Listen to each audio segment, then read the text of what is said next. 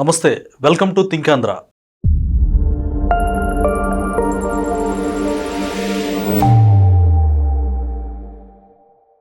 ఇటీవల ఆంధ్రప్రదేశ్ ప్రభుత్వం medical college విషయంలో పీపీపీ విధానాన్ని ప్రవేశపెట్టింది.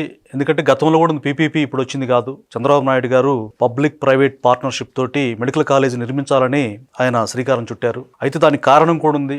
ఎందుకంటే జగన్మోహన్ రెడ్డి గారి హయాంలో ఆర్థికంగా ఎంత తీవ్ర నష్టాలు చవిచూసామో మనకు తెలుసు. అయితే దాన్ని అలాగే ఉంచారు. అవన్నీ కూడా చిలుం పట్టేసి చాలా దారుణంగా ఉన్న మెడికల్ కాలేజీ పునాదుల దగ్గర ఆగిపోయినాయి. ఈ పునర్నిర్మించాలని చెప్పేసి ఆయన శ్రీకారం చుట్టి ఈ నిర్ణయం తీసుకున్నారు. అయితే ఈ నిర్ణయం మీద న్యూట్రల్ ముసుగులో ఉన్నటువంటి జర్నలిస్టులు, సోషల్ మీడియా ఇన్ఫ్లుయర్స్ కూడా దీని మీద విమర్శిస్తా ఉన్నారు. పీపీపీ విధానం అంటేనే ఇది పూర్తిగా ప్రైవేట్ వాళ్ళకి అప్పగించడం, గవర్నమెంట్ ఇది రాంగ్ డెసిషన్ అని చెప్తా ఉన్నారు. దీనికి సంబంధించి మనతో మాట్లాడడానికి రాజకీయ విశ్లేషకులు అప్సన్ రాజేష్ గారు ఉన్నారు. వారిని అడిగి దీని పూర్వపరాలు మొత్తం కూడా డిస్కస్ చేసే ప్రయత్నం చేద్దాం. సార్ నమస్కారం. నమస్కారం సార్, నిజంగా పీపీపీ విధానం చంద్రబాబు నాయుడు గారు తీసుకునే నిర్ణయం నిజంగా రాంగా? తులసి చంద్ గారు లాంటి అంటే నేను చాలా న్యూట్రల్ జర్నలిస్ట్ని అని ప్రజల పక్షాన్ని కూడా ఆవిడ చాలా ఫైట్ చేస్తూ ఉంటారు. ఆవిడ కూడా అంటే ఒక రకంగా జగన్మోహన్ రెడ్డి గారిని అప్రిషియేట్ చేస్తూ చంద్రబాబు నాయుడు గారిని విమర్శించే ప్రయత్నం చేశారు. దీన్ని మనం ఎలా అర్థం చేసుకోవాలి? అంటే ఇక్కడ తులసి చంద్ గారి ఇంటెగ్రిటీని నేనేం ప్రశ్నించడంలా, కానీ అదే సందర్భంలో జగన్మోహన్ రెడ్డి గారి రాజకీయ ఎజెండాకు అనుకూలంగా తులసి చంద్ గారు మాట్లాడటం ఆక్షేపణీయం.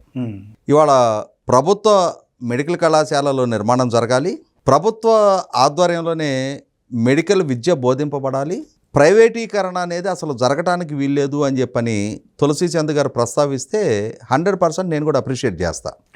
ప్రొవైడెడ్ ఆ విధమైన వెసులుబాటు ప్రభుత్వ పరంగా సమకూరగలిగితే, ప్రభుత్వం కనుక ఆ విధమైన ఆర్థిక స్థితిగతులు సమకూర్చుకొని అన్ని కాలేజీలు ప్రభుత్వ ఆధ్వర్యంలో నిర్మాణం చేయగలిగితే వెల్ అండ్ గుడ్, ఎట్లాంటి డిస్ప్యూట్ లేదు. ఎందుకంటే నేను గుంటూరు జిల్లాలో పుట్టి పెరిగా. గుంటూరు మెడికల్ కళాశాల ఉంది, ప్రతిష్టాత్మక గుంటూరు మెడికల్ కళాశాల. సగర్వంగా చెప్పుకుంటాం. ఎందుకంటే వాళ్ళ ప్రపంచవ్యాప్తంగా వివిధ దేశాల్లో గుంటూరు మెడికల్ కళాశాలలో చదువుకున్న డాక్టర్లు అత్యున్నత స్థాయిలో రాణిస్తూ ఉన్నారు. మా కజిన్స్ కూడా గుంటూరు మెడికల్ కాలేజీలో చదువుకున్నారు. నా క్లాస్మేట్స్, స్కూల్ క్లాస్మేట్స్, నా కాలేజీ క్లాస్మేట్స్ కూడా గుంటూరు మెడికల్ కాలేజీలో చదువుకున్నారు. ఇవాళ అత్యున్నత స్థాయిలో ఉన్నారు. అటువంటి కాలేజీలు ప్రతి జిల్లాకు ఒకటి కనుక నిర్మాణం జరగగలిగి, ఇవాళ గ్రామీణ ప్రాంత రైతు కుటుంబాల నుంచి రైతు కూలీల పిల్లలు, కుల వృత్తులు చేసుకున్న వాళ్ళ పిల్లలకి అటువంటి కాలేజీలో అడ్మిషన్ దొరికితే అందరూ అప్రిషియేట్ చేస్తారు. ఇవాళ డాక్టర్ జయప్రకాష్ నారాయణ గారు లాంటి ఐఏఎస్ అధికారి కూడా గుంటూరు మెడికల్ కాలేజీలో చదువుకున్న ఆయనే డాక్టర్గా. డాక్టర్ గోపాలకృష్ణ గోఖలే గారు ఇంటర్మీడియట్ ఆయన మేము చదువుకున్న జేకేఎస్ కాలేజీలో చదువుకున్నారు. అంటే ఇక వందల వేల మంది ఉంటారు. కానీ ఇవాళ క్రమక్రమంగా ఏమైపోయిందంటే విద్య ప్రభుత్వ ఆధ్వర్యంలో అందించడం అనేది అసాధ్యమైపోయింది. అంటే ఆర్థిక పరిస్థితులు సార్. ఇవాళ ఒకనాడు యూనివర్సిటీ క్యాంపస్లో ఇంజనీరింగ్ కాలేజీలు ఉండే, తర్వాత ప్రైవేటు ఎయిడెడ్ కాలేజీలు వచ్చాయి. ఆ తర్వాత ఇవాళ చూసాం మనం 1999లో చంద్రబాబు నాయుడు గారి పాలనా హయాంలోనే ఇంజనీరింగ్ కాలేజీలు మనకు తక్కువ ఉన్నాయి. మేము ఇంటర్మీడియట్ అయిపోయే టైంలో మా సీనియర్లు కూడా చాలామంది మన దగ్గర అప్పుడు చాలా తక్కువ ఇంజనీరింగ్ కాలేజీలు ఉండి ఇక్కడ ఇంజనీరింగ్ సీట్లు దొరక్క ఎంసెట్ ద్వారానే ఇంజనీరింగ్ అడ్మిషన్స్ జరిగాయి.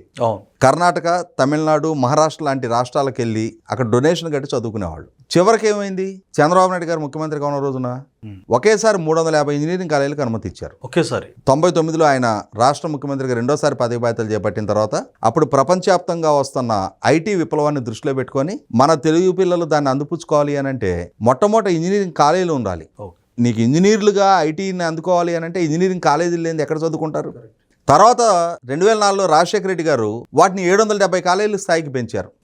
అన్ని ప్రైవేట్ కాలేజీలే. మరి ఆ రోజున తులసి చంద్ గారు లాంటి వాళ్ళు ఇన్ని ప్రైవేట్ కాలేజీలు నిర్మాణం చేయడం ఏంటి?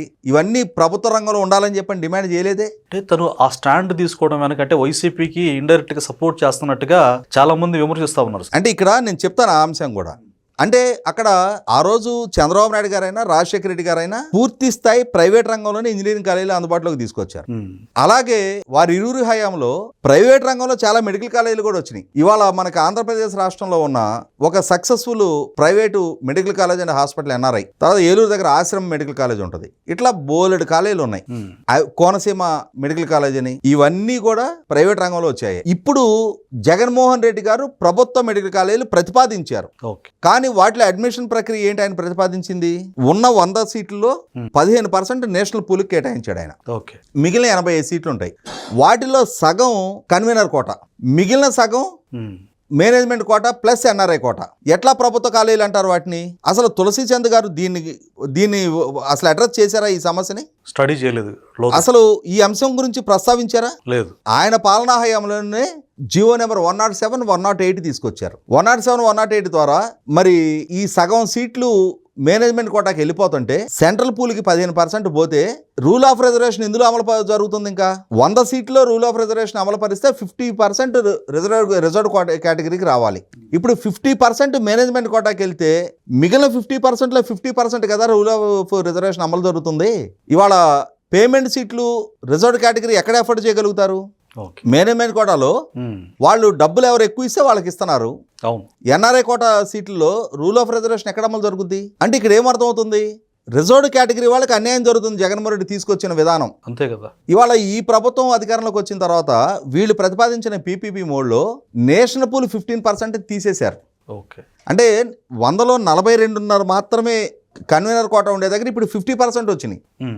మేనేజ్మెంట్ కోటాలో కూడా 7.5% అధికంగా దక్కాయి. మరి అది ప్రజలకు ఉపయోగమే సార్ దాన్ని. అంటే ఇక్కడ గమనించుకోవాల్సింది ఏంటంటే మొట్టమొదట నిర్మాణాలు అందుబాటులోకి రావటం, అది ఇవాళ పునాదులు వేసేసి నిర్మాణాలు చేయలేక ఇంకొక 2-3 దశాబ్దాల పాటు అట్లా అప్పుడో కిటిక పెట్టుకుంటూ వస్తే ఆ ప్రయోజనం సిద్ధించినట్ట.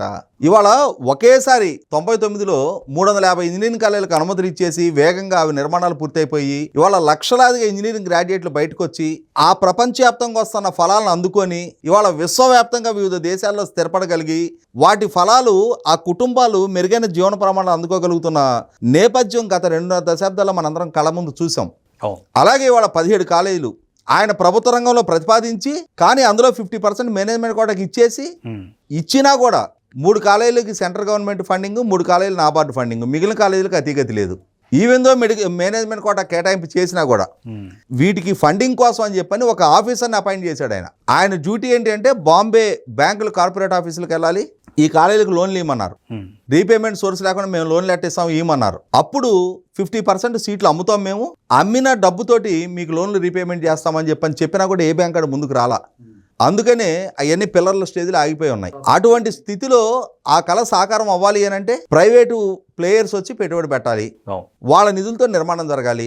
ఆయన ప్రతిపాదించినట్టుగానే వాళ్ళకి 50% అమ్ముకోవడానికి 50% కన్వీనర్ కోటా. ఆయన ఏదైతే ప్రతిపాదించాడో అదే కోటా ఇప్పుడు ఉంది. 50% కన్వీనర్ కోటా యథావిధిగా ఉంటుంది. దీంట్లో రూల్ ఆఫ్ రిజర్వేషన్ అమలు జరుగుద్ది.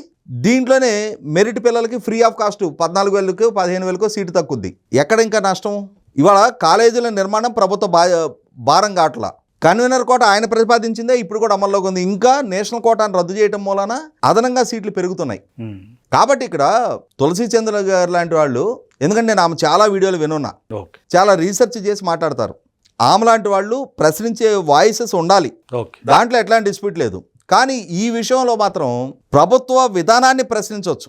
మీరు ఈ పీపీపీ విధానం ఎందుకు 100% గవర్నమెంట్ తోటే చేయొచ్చు అని చెప్పని. ప్రభుత్వ ఇనేబిలిటీ ఏంటనేది ప్రభుత్వం చెప్తుంది. 100% చేసే స్టేజ్లో మేము లేం, వాటికి నిధులు వెచ్చించే స్టేజ్లో మేము లేం, కాబట్టి విధానాన్ని ఎంచుకున్నాము అని చెప్పని. కానీ ఆమె జగన్మోహన్ రెడ్డి మంచి చేశారు అని చెప్పడాన్ని మాత్రం నేను ఆక్షేపిస్తున్నా. ఆ విధంగా జగన్మోహన్ రెడ్డిని సమర్థిస్తూ ఆమె క్రెడిబిలిటీని ఆమె దెబ్బతీసుకుంటుంది. 100 పాళ్ళు ఆమె విశ్వసనీయత ప్రశ్నార్థకంగా ఆమె మార్చుకోవటం 100 పాళ్ళు ఆమె లాంటి క్రెడిబుల్ జర్నలిస్ట్కి మాత్రం తగదనే నేను చెప్తున్నా. Thank you sir.